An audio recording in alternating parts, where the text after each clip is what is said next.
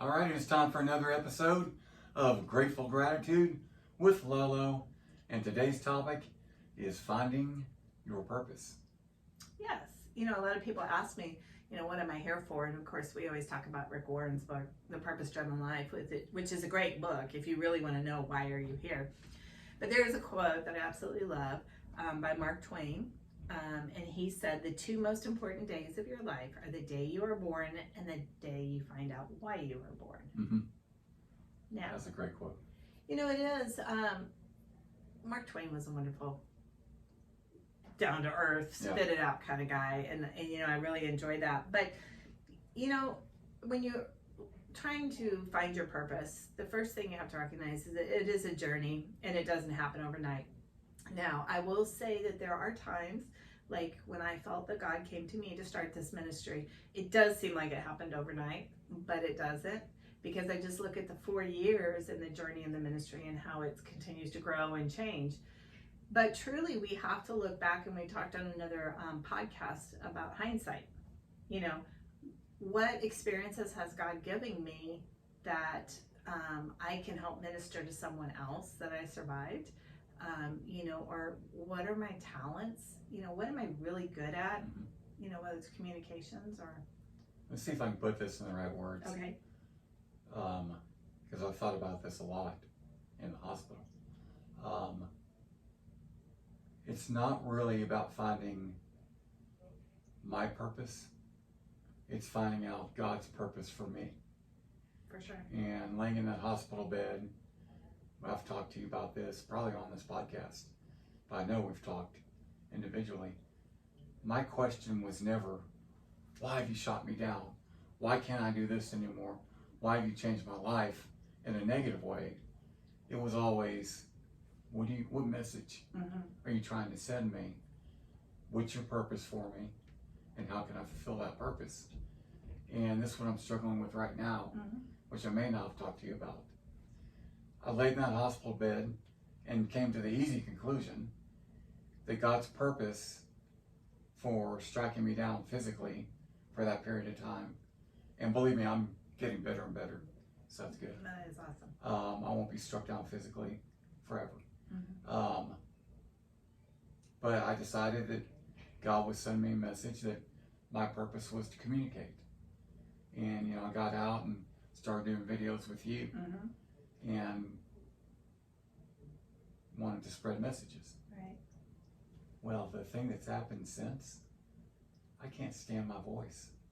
Oh, I know you said that. And I've gone through like a little roller coaster of purpose, because there are times up until recently where my new thoughts were, okay, God, obviously I was wrong, because you created a voice in me that I don't like to hear.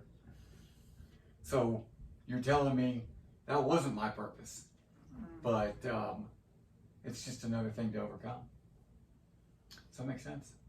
Yes, it definitely does. And God gives us those things to work on. Yeah. Because when He heals your voice, you will recognize that it was God. Mm-hmm. But I once heard Rick Warren say, sometimes God will put you flat on your back to get your attention. Yeah. And I do recognize that many times in my life.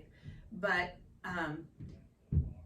going back to, you're absolutely right. And it's the first thing it says in the purpose-driven life, it's not about you, it's about Him. And the good thing about finding His purpose in you is it changes your life. It does. And I think one of the things that I struggled with was I wanted it all. I wanted to know it all overnight. And that wasn't how He was going to reveal it. It was going to be just exactly how I tell the story all the time. That He interrupted my day to start this blog.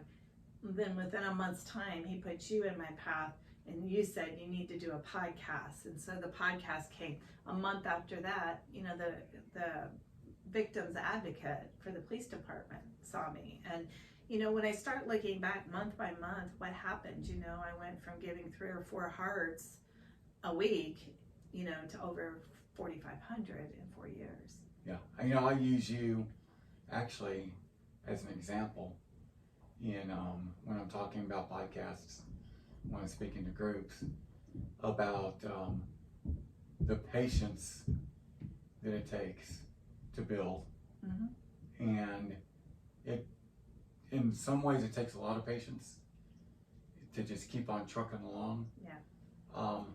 But then you look back on it, and you've developed quite a following, as you can tell by everything you're doing and how busy you are.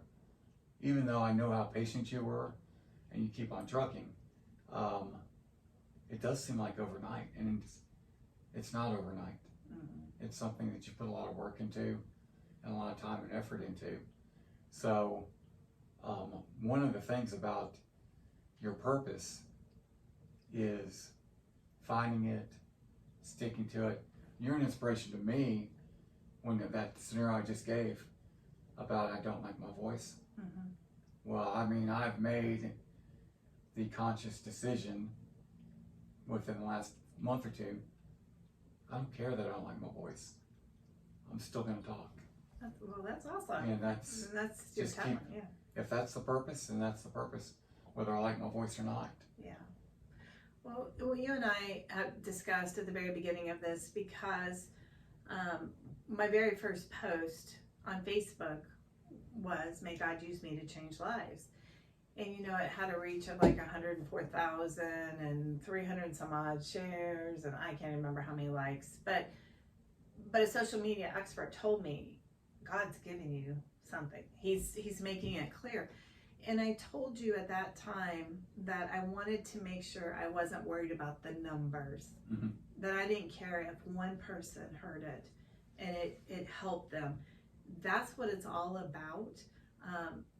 I initially cared about the ripple effect and who am I touching down the road. And once I resigned that thought and said, it doesn't matter, just do what God's putting in your heart every day.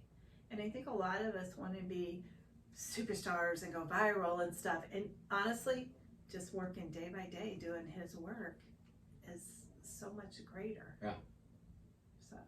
So, the way you go viral is to be controversial. Well, sometimes religion can be controversial. A little bit. Gratitude can't, though. I mean, come on. So, you know, something else, a lot of times I tell people, I see people who really feel that something is unjust and not right and not fair. And I question them. I said, do you think maybe that is your purpose, to make a change in that? So sometimes we don't recognize that the things that make us mad or hurt may be the purpose truly that God has for us. Can your purpose change? I think, okay, so let's approach that. I think the purpose God has given me, flat out, is to show more gratitude and give more hope. That is the overall purpose. Within that purpose, yes, because you've seen me work with victims of violent crime and then change to grief support because there wasn't any. So I think that the overall purpose is going to always remain the same for me, but within that purpose, it will grow and branch. Yeah, I like that. Do you feel that way too? Oh yeah, I like the way that you put that. For me, I was doing a lot of things as much as I could physically. Yes, I know. For the community, and I was coaching Special Olympics, and once again, laying in that hospital bed, I'm thinking, God, I thought I was living a good life, living out your purpose. Yeah. But obviously, I wasn't, or else this wouldn't be happening. But then I get a little bit deeper, which I'm shallow, you know, I'm a very shallow person. I wouldn't say that. But I dig a little bit deeper and I start thinking, okay, well, God was just preparing me for the ultimate. And one of the ways He was preparing me is He put me around the Special Olympians that inspire me. Absolutely. Yes. And He did that so I could grow and communicate better for my ultimate purpose. So I think everything is connected. You may have to dig a little bit deeper. Exactly. And I think that's how you continue to grow, is when you start that branching off or that growth process. But, You know, another thing is too, as I try, and I know you're good at this too, I try to tell people what I see their strengths are. Not that I'm telling them what their purpose is, but maybe helping guide them that seeing something in themselves that they didn't see. Yes. And I think you are very outspoken with that too, because I've heard you many times tell someone, you know what you're really good at? And even if they kind of poo-poo that and they don't see that, you're planting that seed that maybe down the road they will. And it's not that hard to do, because I think everyone's good at something. God's gifted us with talents. Yeah. You know, we have talents that are given from us. But, you know, the thing too is to, lastly, what I'd recommend was to just get quiet. Because some of the most profound moments I have had is when I am my weakest, I'm surrendering, and God guides me pretty definitively at that time. That doesn't happen every day, and it happens rarely, but that's really how you can get some clarity about what He's telling you. Well, you know, and I think you responded to a comment on Facebook the other day about a book called Two Chairs. Oh, that's a great book. Bob Bodine. Yeah, great book. Who's here in Dallas. Actually, offices in Plano. And it's a great book about intentionally setting up a meeting every day. Right. And every morning he gets dressed for the meeting, like it's a business meeting, and sits in a room alone. Right. Which alone means just not with other human beings, and just has a meeting with God. And that's, you know, it's your prayer time, your silent time, but it's really effective. And I love the way he customized that to himself. Where, you know, I've told you many times, after reading that book, you know, 5:30 a.m. to 6 a.m., I just wake up early. I just lay in my comfy bed and just talk to God. You know, just about anything. And I force myself to be quiet because I'm a talker, you know. But it is, and life is so different when you take that time. And then the total opposite is the same at bedtime, you know, 10 to 10:30. That quiet time. I mean, Wes has come to bed, he's in bed, the lights are off, and I'm just ending my day the same way I started. Yeah. So. It's a great way to do it. Yeah. Well, anyhow, thanks for bringing up that book again, too. Two Chairs. It's a great, And easy by the way, read. Easy have read. you met Bob? I have not. Okay, Bob, I'm just going to say this. Bob Bodine is the type of person that as soon as you meet him, you like him. He's very likable. He is very giving. And he's the type of person that after you meet with him, he took the time. I met him at a Ranger game. Really? And he took the time to invite me up to his office and talk about just life, just two of us. And he makes you feel real special. And you leave that meeting thinking, I want to be more like him. I love the people like that. And just a great guy. And genuine. Yeah. I love genuine people. That's hearts are centered in God. Well, thank you for sharing that with me. So there you have it. Some easy ways to start trying to find your purpose. And until next time.